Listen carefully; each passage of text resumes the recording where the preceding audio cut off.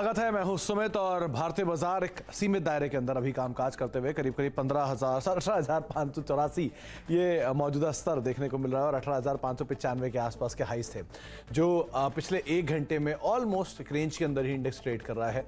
लेकिन जो ब्रेड थी मार्केट की, जिसमें मिड कैप स्मॉल कैप में ज़्यादा तेज़ी थी, वो तेज़ी थोड़ी सी कम होते हुए दिखाई पड़ी है। डिस्पाइट दैट अभी भी निफ्टी मिड कैप और स्मॉल कैप हरे निशान में कामकाज कर रहे हैं। डिक्लाइंस एक समय पे 950 थे, वो बढ़ के अब 1100 हो गए हैं और एडवांसेस 1800 थे, वो घट के अब 1700 के आसपास आ चुके हैं। तो थोड़ी सी तेज़ी हल्की सी फिजल आउट हुई है मिड कैप स्मॉल कैप के अंदर हरे निशान में कामकाज करते हुए दोनों इंडिसेस। लेकिन निफ्टी बैंक आज भी आउट परफॉर्म कर रहा है, करीब 185 अंक ऊपर यह ट्रेड करते हुए। शुरुआत करें कार्यक्रम की हेडलाइंस के साथ।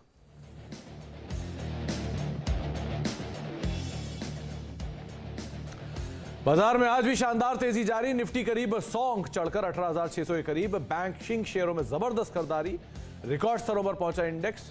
फ्यूचर्स में 44,000 के पार, मिड कैप में भी लगातार खरीदारी का जोर।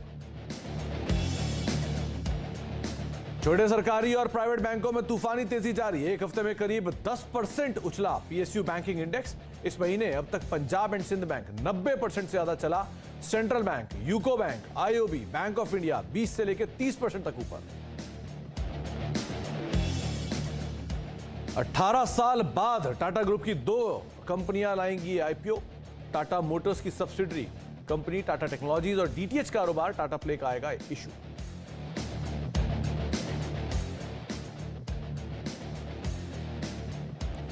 केजरीवाल सरकार का दिल्ली वासियों को बड़ा तोहफा, 1 जनवरी से दिल्ली में 450 तरह के टेस्ट होंगे मुफ्त। मोहल्ला क्लिनिक और सरकारी अस्पताल में मिलेगी सुविधा। खबर के बाद सारे पैथोलॉजी शेयरों में बिकवाली। अरुणाचल के तवांग सेक्टर में चीनी घुसपैठ पर रक्षा मंत्री राजनाथ सिंह का संसद में बयान। पीएलए से झड़प में कोई जवान शहीद नहीं, सेना ने चीनी सैनिकों को पीछे खदेड़ा। और एसबीआई में पैसा जमा करने पर मिलेगा अब ज्यादा ब्याज। डिपॉजिट दरों में आधा फीसदी तक की बढ़ोतरी, बल्कि डिपॉजिट दरों में 1% तक की बढ़ोतरी।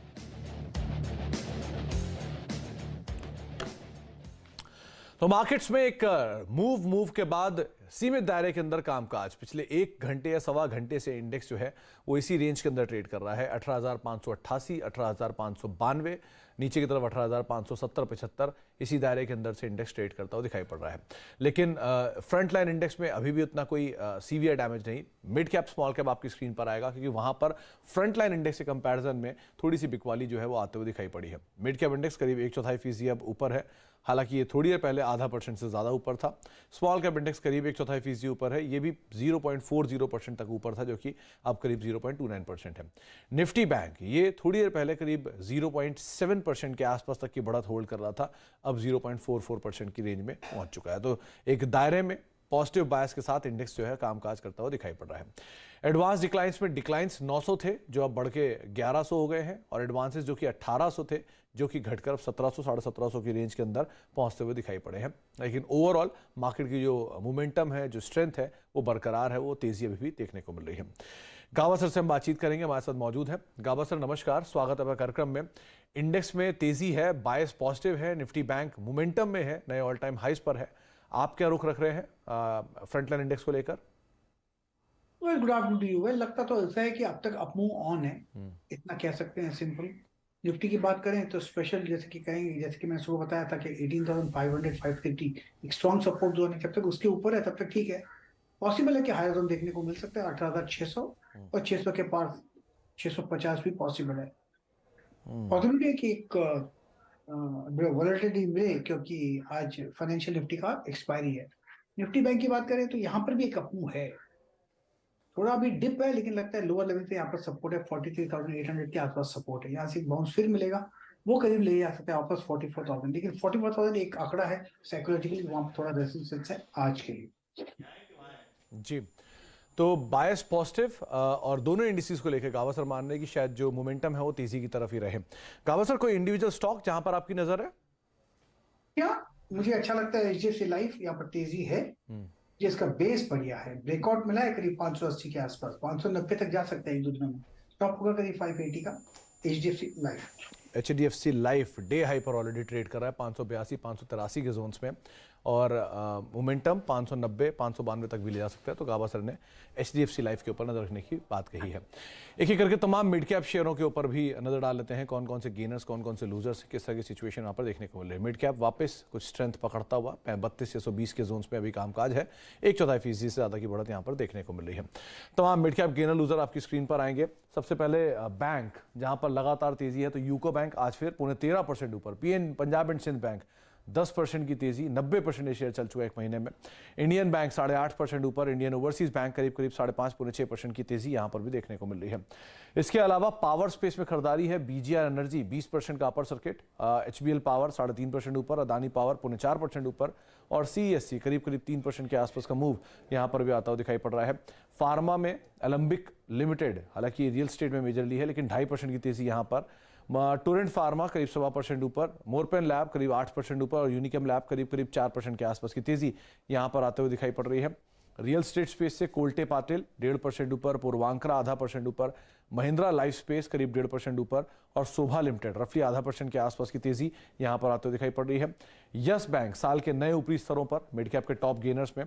बैंक ऑफ बड़ौदा 2% ऊपर, भारत फोर्ज 3.5% ऊपर और PNB करीब 1.5% की तेजी यहां पर भी आज के सत्र में आते हुए दिखाई पड़ रही है। मिड कैप लूजर्स में HPCL कल की तेजी के बाद प्रॉफिट टेकिंग, गोदरेज कंज्यूमर लगातार दूसरा दिन जबकि इसमें प्रेशर है, लुपिन करीब 2% नीचे और डाबर रफली 1% के आसपास की बिकवाली यहां पर भी आज के सत्र में आते हुए दिखाई पड़ रही है।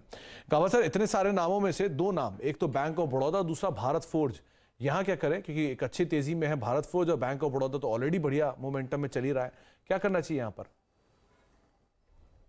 अपवर्ड में है, बाय मोड पर है, 190 का स्टॉप लगा चले तो पॉसिबल है कि नेक्स्ट टेक्निकल टारगेट 200 जो पहले मिस हो गए 3 दिन पहले 200 की तरफ जाने की कोशिश कर रहा है। स्ट्रेंथ है, थोड़ा स्ट्रेच बैंक है, ऑफ बड़ौदा लेकिन 200 की तरफ जाएगा और भारत ऐसा फोर्ज जी। तो दोनों स्टॉक्स जिनके ऊपर आपको नजर रखनी होगी, बैंक ऑफ बड़ौदा करीब दिन के ऊपरी स्तरों पर और भारत फोर्ज 3-3.5% की तेजी यहां पर भी देखने को मिल रही है। अच्छा, एक बार टाटा कम्युनिकेशन और देखिए, F&O का टॉप गेनर बना है आज, 7% के आसपास का मूव है, डे हाई पर है, यहां क्या करना चाहिए? मुझे हमने 10:30 बजे के शो में बाय दिया था, यहाँ पर मुझे अब भी अच्छा लगता है, अच्छा लग रहा है। 1375 जो नियरेस्ट टारगेट 1380 वहां तक जरूर चला जाएगा, स्टॉप होगा 1320, ये डीप है, लेकिन मैं कहूंगा इसको ध्यान देना चाहिए फॉर लॉन्गर टर्म पर्सपेक्टिव 1400 के हिसाब से। अगर 1400 का सोच रहे हैं तो 1320 स्टॉप लगाना जरूरी है टाटा कम्युनिकेशन के लिए, उसके लिए आपको थोड़ा होल्ड करना पड़ेगा। ये सुबह 10:30 बजे शो हमने दिया था जी। तो टाटा कम्युनिकेशन 1375 1380 पहले टारगेट, लेकिन अगर लॉन्गर टाइम पर आप सोच रहे हैं तो 1400 के ऊपर आप इसके टारगेट्स आते हुए देख सकते हैं। एक और इंपॉर्टेंट अपडेट, जहां पर 1 जनवरी से दिल्ली वासियों को केजरीवाल सरकार ने बड़ा तोहफा दिया है, 450 तरह के टेस्ट मुफ्त होंगे। क्या है पूरी खबर, लक्ष्मण रॉय से बातचीत कर लेते हैं। लक्ष्मण जी, पहले शायद 200-250 के आसपास के टेस्ट की संख्या थी, वो बढ़ा के शायद 450 के आसपास हुई है, क्या अपडेट है आपके पास, क्या खबर? बिल्कुल, दिल्ली के जो स्वास्थ्य मंत्रालय है उसने ये फैसला लिया है कि अब 400 टेस्ट जो हैं उस टेस्ट को मुफ्त में दिए जाएंगे। ये मुफ्त में दिए जाएंगे सिर्फ और सिर्फ दिल्ली वासियों के लिए। खास बात बताऊं, ये मोहल्ला क्लिनिक सरकारी अस्पतालों में होंगे, वहाँ पर टेस्ट की सुविधा नहीं है तो आप प्राइवेट क्लिनिक में जाकर भी, प्राइवेट लैब में भी जाकर के टेस्ट करा सकते हैं, उसकी भरपाई दिल्ली सरकार करेगी। आपने बिल्कुल सही कहा कि 450 जो मैं कह रहा हूँ, दरअसल पहले से ही 212 टेस्ट जो हैं वो मुफ्त में होते थे। अब इस 212 टेस्ट की संख्या बढ़ा करके 450 कर दी गई, जिसमें ब्लड टेस्ट, यूरिन टेस्ट या दूसरे तरह के टेस्ट जो हैं जो अब तक मुफ्त नहीं होती थी उसको भी इसमें शामिल किया गया है और इसका दायरा बढ़ा दिया गया है। ये सारे मुफ्त वाले जो टेस्ट हैं उसकी सुविधा 1 जनवरी से शुरू होगी और मोहल्ला क्लिनिक और सरकारी अस्पतालों में होगी। ये खास बात है। एक और खास बात, ऐसा नहीं कि आप बॉम्बे से आके दिल्ली में करा सकते हैं, आपको दिल्ली का बासिंदा होना बेहद ज़रूरी है। तो ये बार बार लक्ष्मण जी एम्फेसाइज कर रहे हैं कि अगर आप दिल्ली के हैं तभी आप ये टेस्ट को अवेल करा पाएंगे। रिएक्शन आपको इसका दिखाई पड़ेगा सबसे ज़्यादा डॉक्टर लाल पैथ लैब के ऊपर, क्योंकि नॉर्थ सेंट्रिक ये पैथ लैब कंपनी है, तो मेजरली उसके ऊपर एक इम्पैक्ट शायद देखने को मिल रहा है। 3-3.5% के आसपास का डिक्लाइन ऑलरेडी डॉक्टर लाल पैथ लैब में, और जैसे ही न्यूज़ फ्लोज आए थे उसके बाद से स्टीप रिएक्शन यहाँ पर आता हुआ दिखाई पड़ा है। गाबा सर, आज बिकवाली आई डॉक्टर लाल पैथ लैब में, एकाएक प्रेशर आया, अगर इसमें डाउन साइड खुलता है तो कहाँ तक के टारगेट्स है? तो वीक डॉक्टर लाल पाटिल वो आज ये सरकार के अनाउंसमेंट से तो नहीं हुआ है, पर ऐसा लगता है, लेकिन स्ट्रक्चर वीक है। ये करीब 2500 में जब एक रेजिस्टेंस आया था वहां से एक मूव डाउन में मिल रहा है। पॉसिबल है कि लो लेवल देखने को मिल सके, 2280 भी पॉसिबल है लाल पैथ लैब्स में। 2200 देना चाहिए। ओके, तो 2280 तक के जो डाउन साइड्स हैं वो यहाँ पर खुलते हुए दिखाई पड़ सकते हैं। इस लिहाज से भी आप इसके ऊपर नजर रखेंगे। 3.5% के आसपास की बिकवाली यहाँ पर देखने को मिल रही है। एक और इंटरेस्टिंग स्टॉक जो है वो है डालमिया भारत का, जहाँ पर एक भाई पहले स्टॉक आपकी स्क्रीन पर आएगा, किस तरह के रिएक्शन वहाँ पर देखने को मिल रहा है। रफली 3% के आसपास की गिरावट है। कल एक पॉजिटिव न्यूज़ आई थी कि कंपनी जेपी के कुछ एसेट्स को एक्वायर करेगी, और उस खबर के बाद जेपी ग्रुप में भी एक अच्छी बाइंग थी 10% के आसपास की, और डालमिया भारत भी कल बढ़िया तेजी में था। आज दोनों ही ग्रुप, वो भी वहां पर भी प्रेशर और यहाँ पर भी 2-2.5% के आसपास की बिकवाली देखने को मिल रही है। यतिन से इसके ऊपर फर्दर डिटेल ले लेते हैं। यतिन, अच्छा एक्विजिशन और कैपेसिटी वाइज अगर देखा जाए तो शायद देश की चौथी या पांचवी सबसे बड़ी सीमेंट कंपनी बन जाएगी है, तो इस एक्विजिशन के बावजूद भी शेयर नीचे है, ऐसा क्या हुआ? देखिए, जहाँ तक कि डालमिया भारत का सवाल है, ऑब्वियसली एक्विजिशन ब्रोकरेजेस इस तरीके से देख रहे हैं कि पैन इंडिया प्लेयर बनने का जो डालमिया भारत का मोटिव है वो कहीं ना कहीं पूरा होता है। एसेट्स अच्छे हैं, कम दाम में आपको अच्छे वैल्यूएशंस पे एसेट्स एक्वायर करने मिल रहे हैं, लेकिन काफ़ी सारे इसके ऊपर अभी तक सवाल हैं जो अनआंसर्ड है। सबसे पहले कि जो प्लांट्स हैं जो एक्वायर होने वाले हैं उनमें एडिशनल केपेक्स लगेगा, एडिशनल लागत लगेगी। तो जो आपको जो प्लांट है उसको ऑपरेशन करने के लिए, उसको एफिशिएंट करने के लिए और पैसा खर्चा करना पड़ेगा। लेंडर्स का अप्रूवल भी अभी बाकी है। ये डील जो है ये प्रोविजनल है, काफ़ी ड्यू डिलिजेंस होना बाकी है और लेंडर्स का अप्रूवल होना बाकी है। दूसरी सबसे बड़ी बात, अगर ये एसेट इतने ही अच्छे थे तो एसीसी, अंबुजा और अल्ट्राटेक सीमेंट ने क्यों यहाँ एग्रेसिव बोली नहीं लगाई, क्यों ये एसेट डालमिया ने बैक किया? ये भी एक सवाल जो है वो बाजार देख रहा है बहुत बारीकी से।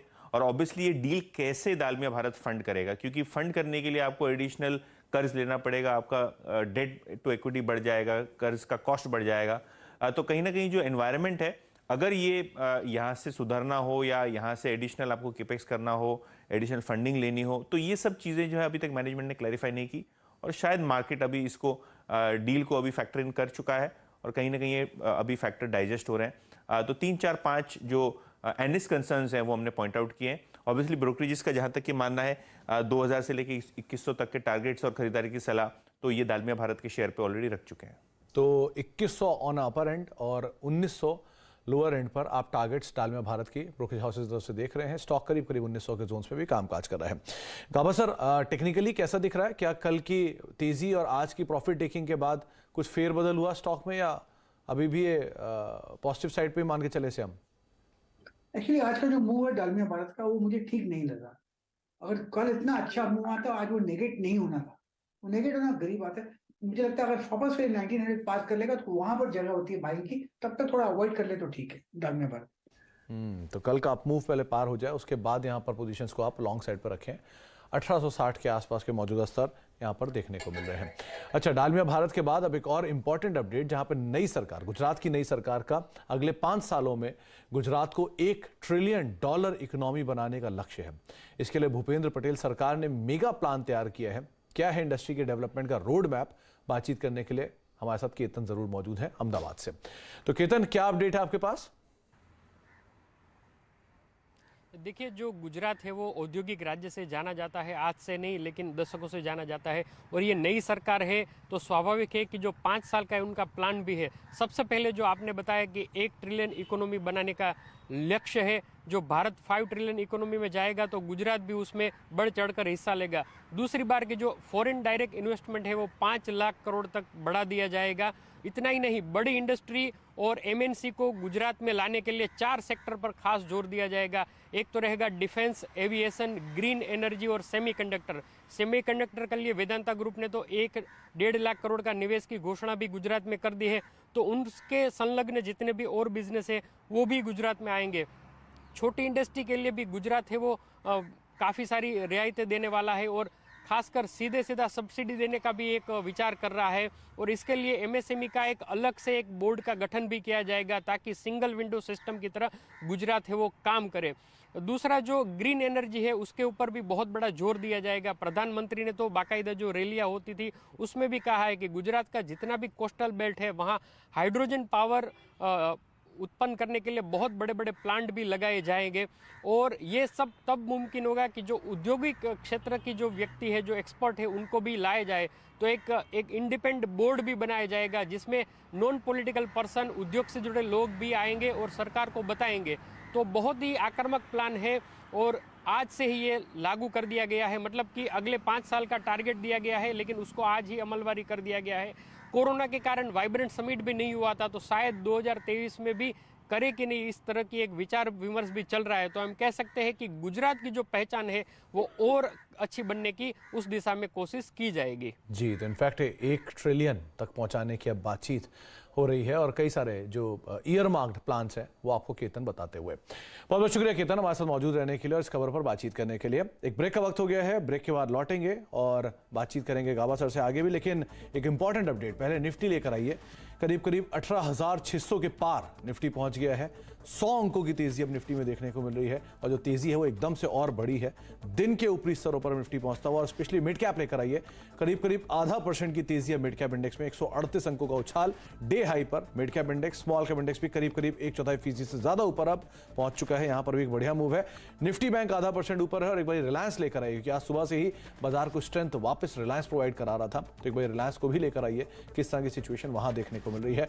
डे हाई पर रिलायंस इंडस्ट्रीज का स्टॉक और वो भी कुछ हद तक मार्केट को एक अच्छे सपोर्ट प्रोवाइड कराते हुए। इन्फोसिस, टीसीएस के साथ रिलायंस जो कि मेजरली कंट्रीब्यूट करता हुआ। एक ब्रेक का वक्त है, ब्रेक के बाद लौटते हैं और आगे मार्केट से बातचीत जारी रखते हैं। आप देख रहे हैं मिड कैप मंत्रा और मार्केट्स में एक स्पाइक के बाद करीब करीब 18,596 18,600 की रेंज में इंडेक्स में कामकाज होता हुआ दिखाई पड़ रहा है कि मोर लेस डे हाई के आसपास इंडेक्स कामकाज कर रहा है और पिछले 5-1 मिनट में जो मोमेंटम है वो फर्दर गैदर होता हुआ दिखाई पड़ा है। एक एक करके तमाम पहले खिलाड़ी अपडेट आपकी स्क्रीन पर आएगा, जहां पे इस हफ्ते 3 खिलाड़ी हमारे साथ पार्टिसिपेट कर रहे हैं। शिल्पा राउत ने अपनी पोजीशन एग्जिट की है हिंडाल्को की। 510 के टारगेट्स थे उनके, 455 का स्टॉप लॉस था, 463 से अपनी पोजीशन से एग्जिट कर गए हैं। शिल्पा जी ने सेल कॉल दी है डॉक्टर लाल पैथ लैब में 2300 रुपए के टारगेट्स के लिए 2460 का। इनफैक्ट वहां प्रॉफिट ही बुक कर लिया उन्होंने सेल कॉल देकर और 2350 पे कॉल इनिशिएट की थी 2300 के टारगेट्स के लिए। वहां अपने प्रॉफिट पोजीशंस को कवर भी कर चुके हैं। एक बाय कॉल प्रशांत सावंत ने निकाली है एमसीएक्स के ऊपर करीब 1720 के टारगेट्स के लिए। 1570 का एक स्टॉप लॉस यहां पर आप मेंटेन कर सकते हैं। तो ये फेरबदल हाल में हमारे खिलाड़ियों ने किया है। जो राजन शाह की तरफ से भारत फोर्स की उनकी बाय कॉल है उसमें उन्होंने अपने प्रॉफिट्स बुक कर लिए हैं। 920 का टारगेट था, 895 के आसपास उन्होंने अपने टारगेट्स को अचीव कर लिया। 900 के जोन्स भी भारत फोर्स ने हिट किए हैं। अदानी इंटरप्राइज पे एक बाय कॉल इनिशिएट की है 4250 के टारगेट्स के लिए राजन शाह की तरफ से। जो मुनाफे मीटर में तीनों का रिटर्न आपकी स्क्रीन पर आएगा। सबसे आगे लीड कर रही हैं शिल्पा जी, करीब करीब 7% के पॉजिटिव रिटर्न के साथ वो लीड करते हुए। प्रशांत सावंत रफली 2.5% का पॉजिटिव रिटर्न उनकी तरफ से भी आ रहा है और साथ ही साथ राजन शाह जिनका नेगेटिव 3% का रिटर्न चला गया था वो अब 0.5% के आसपास पॉजिटिव में आते हुए दिखाई पड़ रहे हैं। तो तीनों खिलाड़ियों का अपडेट आपकी स्क्रीन पर है।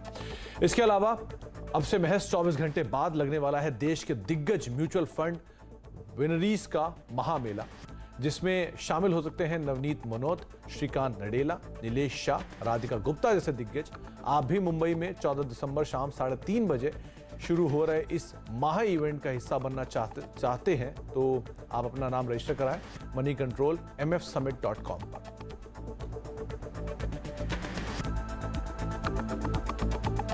ब्रेक का वक्त है, ब्रेक के उस पार नो योर कंपनी में आज बातचीत करेंगे आने वाले आईपीओ लैंडमार्क कार्स के चेयरमैन संजय ठक्कर सर से। छोटे से ब्रेक के उस पार।